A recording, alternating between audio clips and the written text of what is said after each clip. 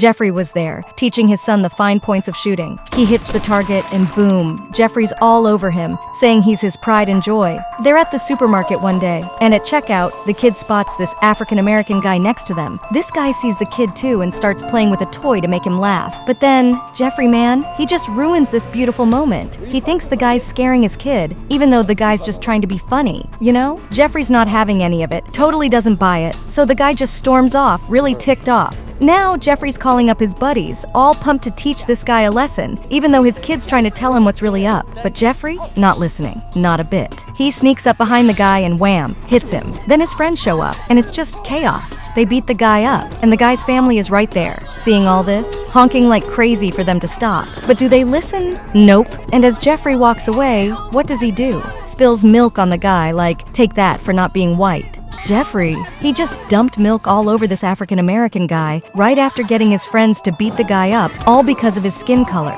The guy's wife is just there, holding him, crying her eyes out. So, get this.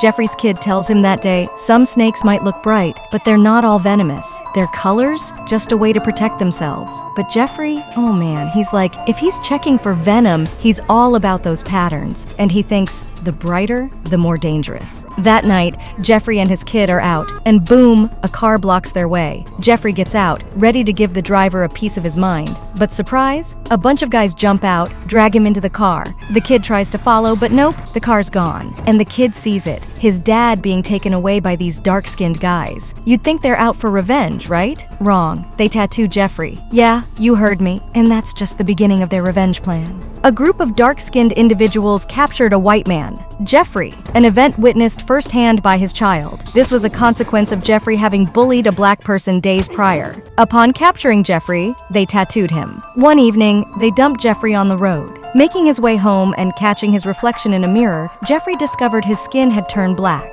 a change he couldn't wash off. Hearing noises outside, a woman, armed with a pistol, approached the door. Upon opening it, the sight of the dark skin prevented her from recognizing the man before her as her husband. Gun in hand, she confronted Jeffrey, who desperately explained his ordeal. After much persuasion, she began to believe him. Then, a gunshot rang out from behind. Jeffrey fell, struck down by his own child. The marksmanship Jeffrey had taught the boy, coupled with the notion that all dark-skinned people were malevolent, a lesson imparted by Jeffrey himself, culminated in this tragic moment. Jeffrey's demise was, ironically, a result of his own making.